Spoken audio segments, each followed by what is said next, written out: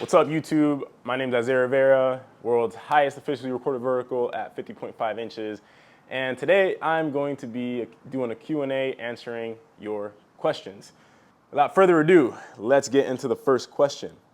I am a very force-reliant athlete. Tips on becoming more elastic? More plyos? Well, to answer this question, first, let's go over why plyometrics are even effective. And to answer that question, first we need to understand the role of strength and force when you jump, okay? So strength is basically your ability to apply force to an external object, okay? And in jumping, that external resistance is your body's weight. So the more force you can apply to your body weight, theoretically, the higher you can jump. Now, having said that, who are the most forceful athletes on the planet? It's usually powerlifters and Olympic weightlifters. They have the highest relative strength levels in the world, especially at the lighter body weights. Relative strength is how strong you are compared to your body weight. Absolute strength is just the max amount of weight that you can push regardless of your body weight. So that is what strength is. And force, if you don't know what force is, it's mass times acceleration. So the more mass you accelerate, the more force you're applying. And when it comes to your body weight, that is the resistance that we are pushing against to jump, right? That's also why strength training applies, why it transfers so well to jumping. But having said that, why are the strongest athletes in the world not the highest jumpers, right? Why aren't Olympic weightlifters and powerlifters all walking around with 50-inch verticals? Because there is another constraint when it comes to jumping, and that is the role of time. When you jump, right, a 2-foot jump, so this point in the jump, when you're going 1, 2, the point from here when my heel first touches the ground to when I'm off the ground on my best jumps ever is about 0.26 seconds. So I have 0.26 seconds to apply force into the ground. The higher I can get that peak force within that time frame, the higher I'm going to jump. The higher my velocity is going to be at takeoff. Jumping high is all about what was your max velocity at toe off, okay? So when you look at a powerlifter, yes, they're able to apply an insane amount of force, but they have however long a 1 rep max takes, right? It could be 5 seconds, it could be 10 seconds. You have 10 seconds to apply as much force as you can. But what can you do in 0.26 seconds, right? And when, especially for beginners, the more you increase your strength, the more that's going to be correlated to your peak force within that given time frame up to a certain extent, right? There's going to be a point of diminishing returns. So if you get a beginning athlete and you just get his squat stronger, they're going to jump higher. But let's say you get their squat to 200 pounds. If you get it up to 300 pounds, 400 pounds, 500 pounds, they're going to keep seeing incremental gains. But if they're not periodizing correctly, if they're not doing plyometrics, if they're not jumping, they're going to see that taper off and not see as much of a transfer. Now, so you know how to increase strength, right? How to increase the max force you can generate. You just do strength training. But how do you get your peak force to go up in that given time frame? Because if you take two athletes, right? Let's take athlete A who can squat 300 pounds and athlete B who can squat 300 pounds. But if athlete B can get to 80% of his max force within 0.25 seconds, and athlete B can only get to 50% of his max force, athlete A is gonna be able to jump higher. So in order to train that, that's called explosive strength, right? Explosive strength is how much peak force you can generate within a given time frame. It's also known as power, and an even better term actually to describe that is impulse. So in order to train that, you have to do exercises that increase your explosive strength. The best thing to do that are plyometrics, actually. And a plyometric activity is anything with a stretch shortening cycle. A stretch shortening cycle is an eccentric muscle contraction followed by an isometric muscle contraction and then a concentric muscle contraction. If you don't know what those three are, an eccentric muscle contraction is when your muscle is lengthening under load. An isometric muscle contraction is when the muscle is staying the same length under load. And a concentric muscle action is when the muscle is shortening under load. Anytime those three muscle contractions are followed right after another, it is a stretch shortening cycle. So just to explain it, right? When I squat down, it's eccentric. There's a brief isometric condition here. And then when I jump up, there's a concentric muscle action. What's cool about that is that the faster you can get your stretch shortening cycle, the more it can augment force production. So if you look at a force velocity curve, it has there's an eccentric side of it. There's a concentric side of it, which is positive and negative, right? Negative side of the curve, positive side of the curve. For eccentric muscle contractions, the higher the velocities, the higher those eccentric muscle contractions are, right? The higher the forces you're going to see. And then if you are a strong enough athlete to eccentrically generate all that force and then push up, you're going to jump higher. Reason being is you're going to be able to stretch your tendons more. So what's really interesting is when you think of like an elastic athlete, a lot of athletes think that they're like, they're getting more out of the tendons. You are getting more out of the tendon, but the way you get more out of the tendon is by getting stronger, more forceful, more explosive. Your explosive strength goes up. And you do that through plyometrics. The reason plyometrics are so effective is when you look at the definition of what a plyometric is, a plyometric exercise, it's usually an exercise where you're eccentrically overloading your muscle. And what happens is over time, as you eccentrically load them more, you get more efficient. You get better at doing the plyo, and then you start eccentrically loading it even more, even more, even more. And it spurs on more adaptation because you're overloading your muscles and tendons, right? The way adaptation happens is through overload. And plyometrics self-intensify as you get better. And there's a bunch of different ways you can do this, but there's also something called the law of specificity. So the best plyometric for jumping higher is going to be actually jumping. It's going to have the most transfer. So for an athlete like you that is extremely forceful, but you're not elastic, you just need to jump more. Now, the way to do that is a very complex answer. You have to periodize your training correctly. You have to jump at the correct volume so you don't get hurt. You have to periodize your strength training correctly as well. And then you have to surf the entire force velocity curve. We don't want to just stay at extremes of the force velocity curve. We want to surf the whole thing so that you have variety and so that you don't plateau. But the short answer is yes, do plyometrics, jump more, take away the lifting a little bit because you also might be fatigued from lifting a lot, and you should see more gains from that. I know that was really, really science heavy.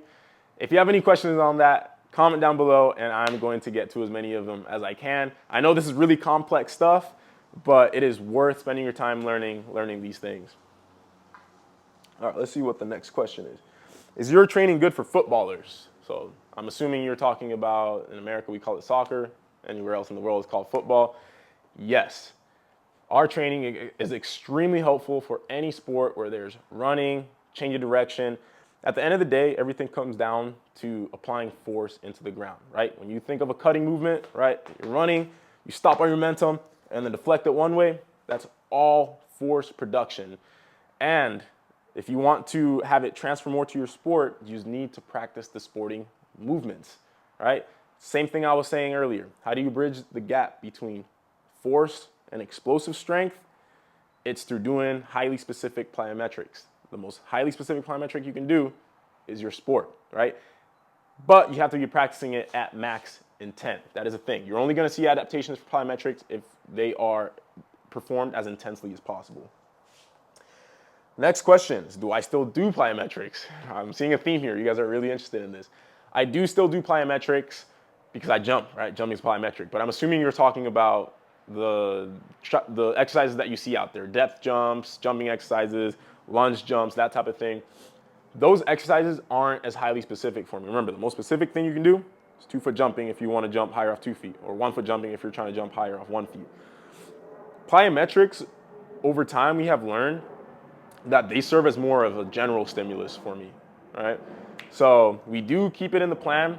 It's just, I'm never going to be doing it right when I want to jump high, right? So there's always periods of time where I work on different things. There's always periods of time where I'm working on hypertrophy, which is the cycle that I was working on this last time. I work on max strength. I work on rate of force development. I work on plyometrics. All that has a time and place in my training. It's just that the bulk of my work is going to be done doing the boring stuff, right? These general cycles. That's going to be 90% of my training is just building potential for me to take advantage of plyos and more specific cycles later on. We always have this saying at THP, we're training to train. We do these cycles to increase your potential, and then we do the specific work to actualize that potential. Can you explain more about cycles and microcycles? So this is really easy. These are terms that are used in periodization. Periodization is literally just planning training so that you can peak your performance at a specific time of year. And periodizing training, even if you don't have traditional competitions, it's still really effective to periodize your training because it allows you to make long-term progress, minimizes plateaus, and minimizes risk of injury.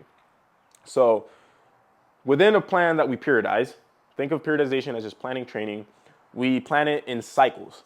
And there's different types of cycles. There's microcycles, mesocycles, and macrocycles. Think of it as big to small or small to big. Microcycle can even further be broken down by a training day. So you have a training day that you can plan. A microcycle is usually a 1 week period. A mesocycle is usually a 1 month period. And then a macrocycle is anything longer than that. Usually it's about a 3 to 6 month period, but it can go as long as 4 years, right? There's an Olympic macrocycle, just every 4 years, and they plan the training accordingly. That's literally all it is. It's how we plan a training day, a week, a month, and then multiple months to years. That's all cycles are. And then within those cycles, we're going to have different focuses. And there's different ways that you can periodize the training, right? You can focus on just one quality, which is usually what is done in block periodization, where you just only lift weights. Then you might only do power work, and then you might take weights completely out and do depth jumps on one block. That's block periodization. But then it goes into even further. There's sequential periodization, where you work on one quality at a time. Concurrent periodization, where you work on all qualities at the same time. Conjugate periodization, where you work on one quality with a decreased focus on other ones. At THP, we do sequential conjugate periodization, where we'll focus on all qualities, but mainly just one, right? Sometimes two, but then we keep other qualities at lower volume so that we can maintain those. So that's kind of a broad overview on periodization. So I really should have brought water out here. I'm freaking parched. After which cycle do you get the most vertical gains? So the cycle that I usually jump the highest in, it's actually varied, and it's changed as I've progressed through my career as a jumper. Oh, there's a water bottle out here. I've been saved. You guys just got saved because this was going to be a very short video if I didn't have water. So the cycles that I've jumped the highest is usually when I do a lot of hypertrophy work and max strength work, and then I taper off of that max strength work. But this last vertical jump test where I jumped 50.5, literally the highest jump of my life, what my training looked like up until that point was September. And you got to look at the months before. A lot of athletes will attribute their performance to whatever they did the month prior. But it doesn't usually work like that. You have to look at the last 6 months to a year. All that work that you did leads to a good performance months later down the line. Something that happens really frequently with THP athletes is they'll hop on our coaching, they'll stay on maybe for 6 months. They're really freaking fatigued, so their vertical might stall out a little bit or something like that. They'll hop off because they think it's not working. And it happens almost every time. A month later, they'll come back and they'll be like, yeah, I hopped off your training, jumped the highest of my life. Usually because you back off, you had a lot of fatigue and you recover. They jumped the highest ever. And then they end up getting hurt trying to train themselves, and then they end up coming back to THP. So you can't attribute it to what you did the month before. You got to look at the last 6 months to a year. Because that's why we train, right? So before I jumped my highest, I did hypertrophy work. Then it got really specific with max strength work, got really, really freaking strong. Then I did eccentrically overloaded training, got hella fatigued, was jumping lower. Then I did plyos. Again, super fatigued. My vertical was down to like 46, 47 inches. And then I did an entire month where I tapered, right? I did a taper is basically a cycle where you're doing decreased volumes. That way you can recover and super compensate. Did that, brought my power clean back up to where near all-time highs, and then I jumped my highest ever. So it's not necessarily that I jumped my highest after a certain cycle. It's was I able to string together about 5 to 6 months of good training. That's when I jumped my highest. I jumped my lowest when, I have a lot of competitions. I wasn't overloading my body. And then that's when my vertical is kind of like iffy. And then I'll do a cycle. Maybe I'll jump a little low after it. And that's when my performance is down. But my best performances are when I strung together 6 months of training where I'm overloading my body. That's the key. I was overloading my body.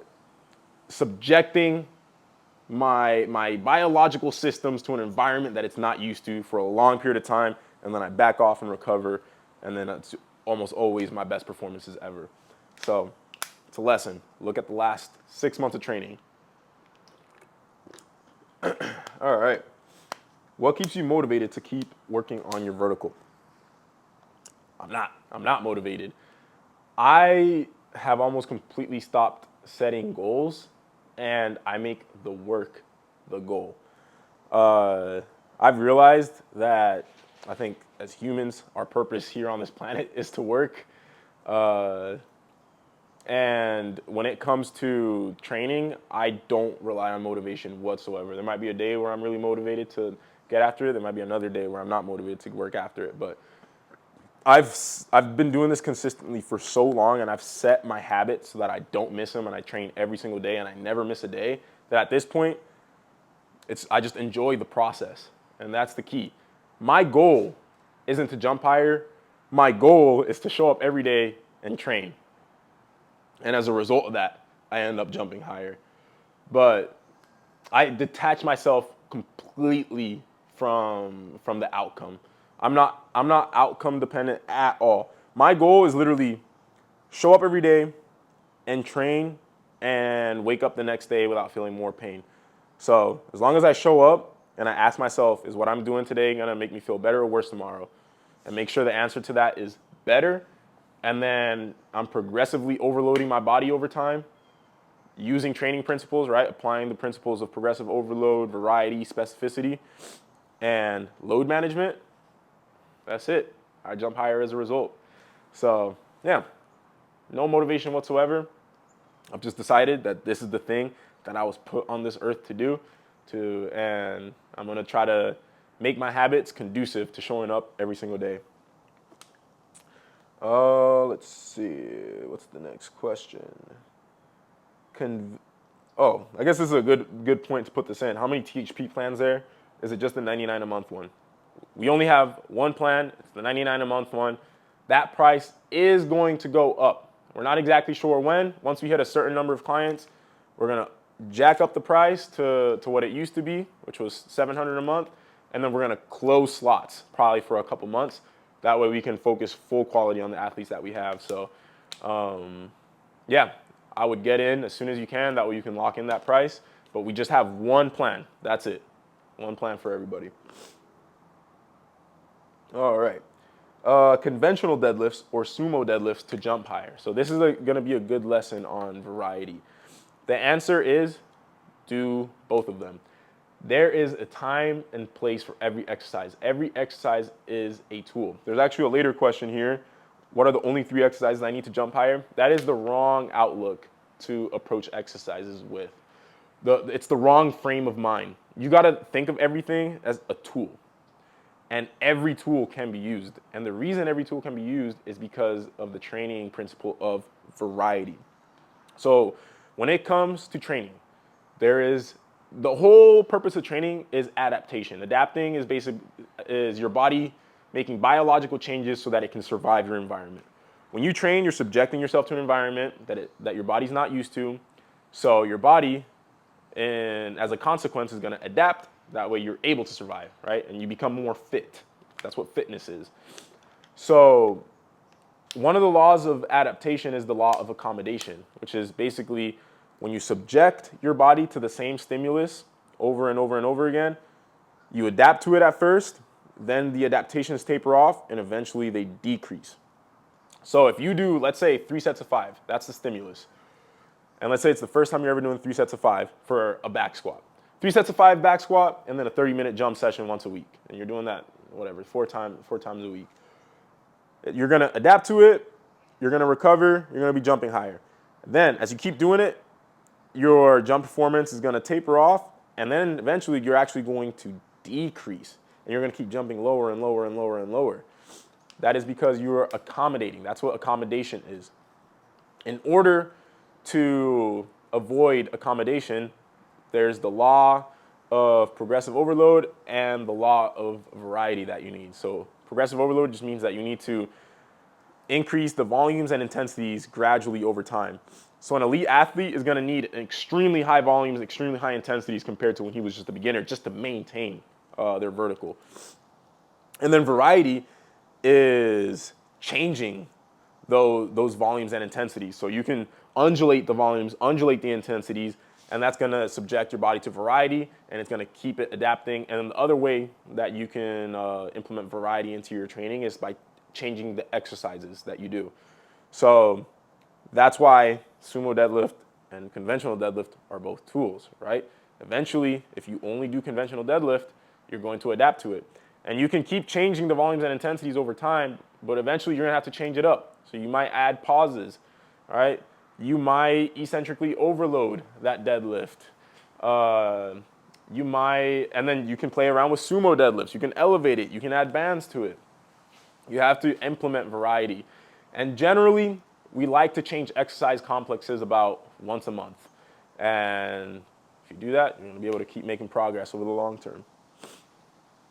How do you get comfortable pushing high weights when cleaning? I limit myself. Number one is get healthy.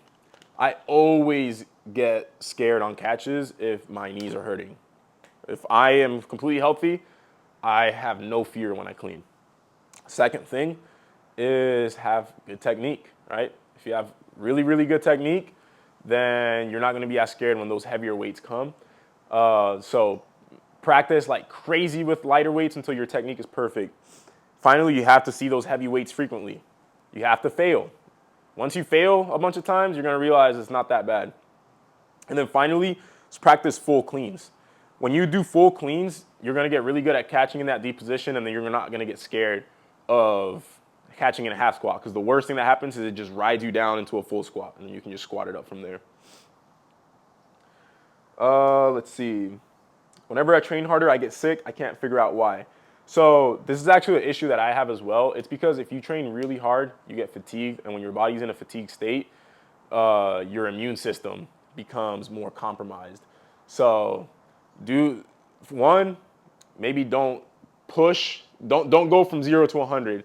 Gradually increase the volumes and intensities over time, and then eat clean, eat healthily, right?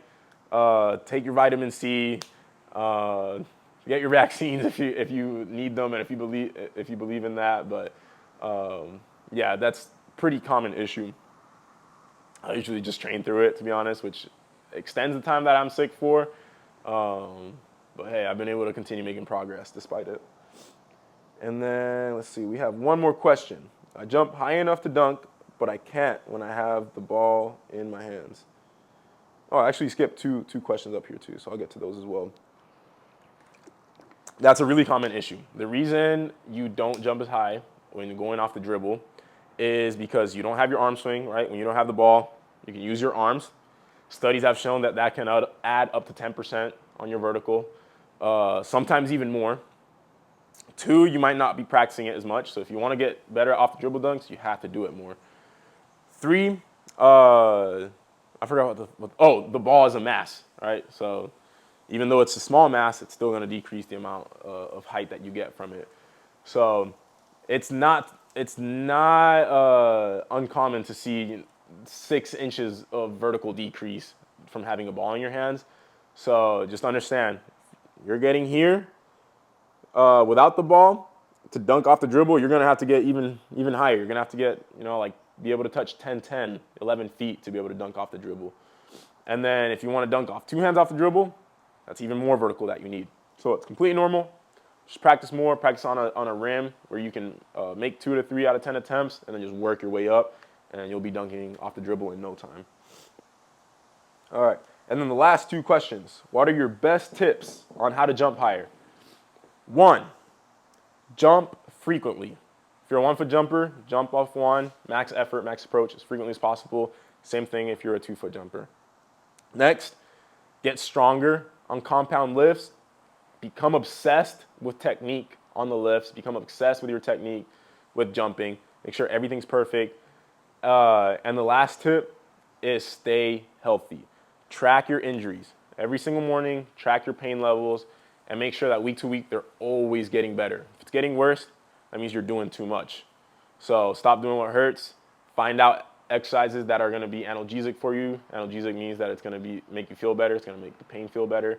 And always keep your health in mind. Load management is always number 1. Being injury-free. Not injury-free. Being able to manage the injuries so that you can still train and jump. That's number 1. Those are my best tips for you for jumping higher. And then the final question, what kind of food should I be eating when trying to increase my vertical jump and athleticism? I'm not a huge diet person. I generally just try to eat cleanly, stay away from processed foods, stay away from fast foods as much as possible, drink enough water, get at least 1 gram of protein for your body weight, and then track your body weight and how many calories you're eating so that you're either maintaining your body weight. If your body fat's above 10%, make sure you're in a caloric deficit so that you get to that 10% or less body fat. And if you're below 10%, eat to maintain or very slight caloric surplus, and you'll be good to go. But that's it for the video. If you have any questions, leave them down below. The discussions on these videos are usually pretty cool. And like always, if you want to jump higher and have me personally coach you to do so, go to THPstrength.com. You won't regret it. Like the video too, subscribe, and I'll catch you guys tomorrow. It's jump day, testing my vertical. Super excited.